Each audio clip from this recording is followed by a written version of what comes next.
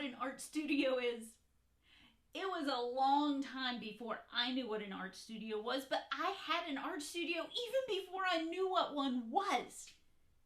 See, a studio is a place where people make art. There are all kinds of artists in the world, and they need a studio to make their art. Maybe you are a dancer. Maybe you take photographs. Maybe you love to draw. Or maybe you sculpt with clay. Maybe you sing. Maybe you make movies. Maybe you record things. There's so many different kinds of art to make in the world today. And you might even make art that I didn't mention. We're going to read a book together today called Studio, a place for art to start. I wonder where your art gets started. Come on, let's read together and find out. Studio, a place for art to start, by Emily Arrow and the Little Friends of Printmaking. A place for making music, a place for making art, a place to build and dream and move, a place for art to start. We call a place a studio when we're creating in it, or practicing, or editing, or thinking for a minute. Some artists need a studio with lots of room and light. While others find a tiny nook will fit their work just right. A habitat for makers with string and sculpting clay, a place where people twirl and leap or simply stop to play. Perhaps an animator or an actor with a part. No matter who, they're free to do whatever's in their heart. When we have ideas, we can bounce them off each other, toss them around, shake them out, make something even better. And playing with ideas can lead to so much more. I bet you see what's happening. It's spilling out the door. From every little studio, our tiny magic rooms, we tell the world our story. We sing the world our tune. Art is made for sharing. An artist always knows that seeing it in a different way can help your art to grow.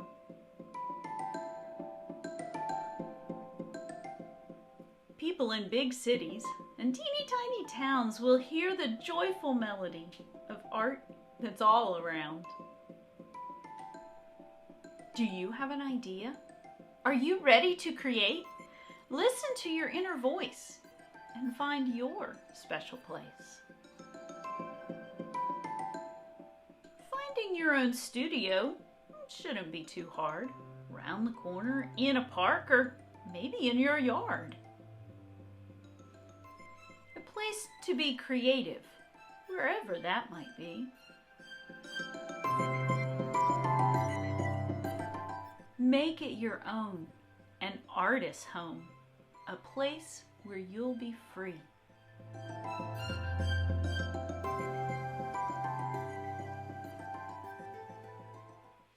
I love watching the little rabbit in the book try out all the different studios in this big giant building full of different kinds of art rooms. He kept exploring until he found exactly what he wanted to do. And that's what I love about the arts, is that you can try dance and maybe you love it. You could try singing and maybe it's not your thing. You could try to draw or sculpt or maybe make music in headphones, or there's so many kinds of art that maybe you should try. Maybe today you could look around your house and you could find a little corner. Maybe it's just a little tabletop or even a board at the end of your bed. It doesn't have to be big to be a studio. a corner of your yard works really well, and you could create art. Now, I usually think of drawing and painting because that's the kind of artist that I am. But you think about the kind of art that you like to do. What would your studio need? Maybe you need to go back and watch the video for a minute and get some other ideas of what would be in a studio. You know, you could pause the video and really study the pictures. Emily Arrow put so many fabulous ideas into the studios in her book.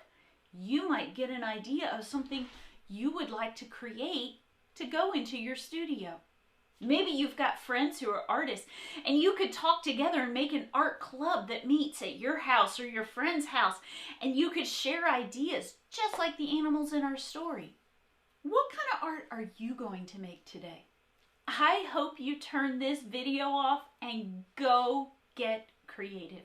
Pick up a pencil, sing a song, do a dance, take a photograph. Whatever you do to make art, do it your best, your very best. Don't forget to like this video and subscribe to get more read alouds where this came from. I hope I see you again soon after you've made some art.